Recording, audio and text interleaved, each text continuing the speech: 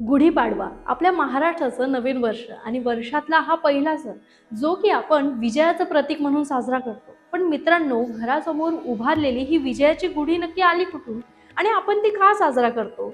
या एका काठीमागे 3 ते 4 अशा ऐतिहासिक व पौराणिक दंतकथा दडलेल्या आहेत, ज्या कदाचित तुम्हाला माहिती नसतील। आज याच मुद्द्यावर आपण सविस्तर बोलणार आहोत, कारण विषय कोणताही असो, आपला मुद्दा भारी आहे। यातली पहिली गोष्ट जाते थेट सृष्टीच्या निर्मितीकडे। असं मानलं जातं की याच दिवशी ब्रह्मदेवाने विश्वाची निर्मिती केली आणि काळाची मोजणी सुरू झाली। म्हणूनच या सृष्टीतला पहिला दिवस मानून आपण गुढी उभारतो। दुसरी गोष्ट आपल्या सर्वांच्या परिचयाची आहे। प्रभू श्रीराम 14 वर्षाचा वनवास संपवून रावणाचा पराभव करून जेव्हा अयोध्येत परतले, तोच हा दिवस आहे। आपल्या राजाच्या स्वागतासाठी अयोध्येतल्या लोकांनी घराघरावर उंच गुढ्या उभारल्या आणि आनंद साजरा केला। पण या सणाला ऐतिहासिक वजन मिळालं ते शालिवाहन राजामुळे।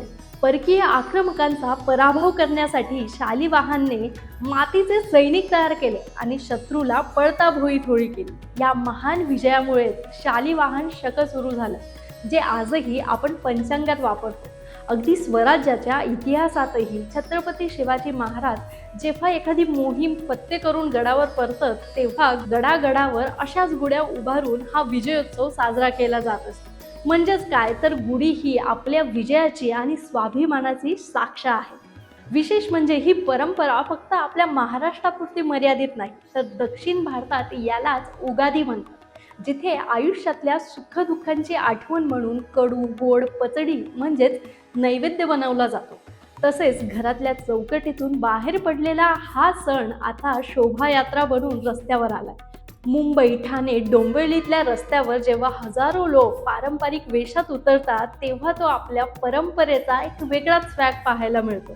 तर मंडळी, गुढीपाडवा म्हणजे केवळ जुन्या रूढी पाळणं नसून तर त्या आपल्या समृद्ध इतिहासाला अभिमानाने पुढे नेत आहे। ज्या पद्धतीने आपल्या इतिहासात विजयाची, आनंदाची, जिद्दीची आणि स्वराज्याची गुढी उभारली गेली, तशीच गुढी आपण आपल्या प्रगतीची आणि चांगल्या विचारांची उभारूयात। यंदा तुमचा हा पाडवा तुमच्या आयुष्यात नवी उमेद घेऊन येऊ, हीच सदिच्छा।